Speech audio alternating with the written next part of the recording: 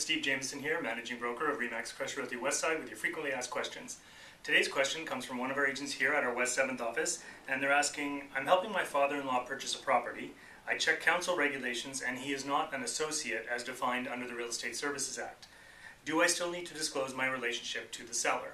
And the answer is yes, and the reason for that is even though the council's definition of associate is quite narrow, really only you, your spouse, or a corporation in which you own 5% or more are pretty much the only requirements for disclosure as far as the council is concerned.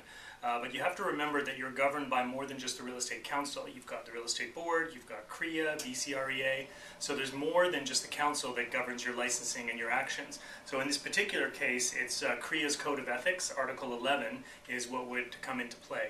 And the article says, a realtor shall not buy or sell or attempt to buy or sell an interest in real estate, either directly or indirectly, for himself or herself, any member of his or her immediate family, or any entity in which the realtor has a financial interest. So again, a corporation, without making the realtor's position known to the buyer or to the seller in writing. And remember that like all disclosures, this would have to be done prior to entering into a contract, so you would send it along either before or with the contract of purchase and sale. And then sort of the golden rule with all disclosures is when in doubt, disclose. So the fact that this person was your father or is your father-in-law, you have to think, well, is that something that might affect the sellers or the buyers? In this case, it's the seller's decision. And the answer is probably yes. And I know you might think you don't have an interest in the trade, but keep in mind, regardless of what your father-in-law's will may or may not say, the fact is you're related, and so you have a possible financial interest through inheritance.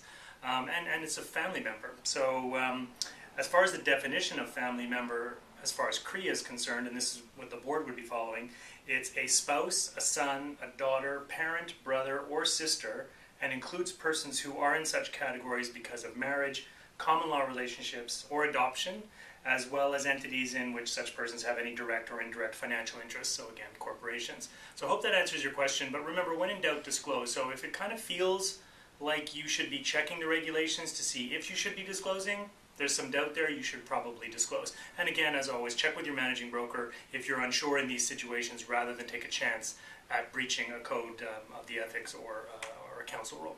Thanks very much, and if you have any other questions, please send them in.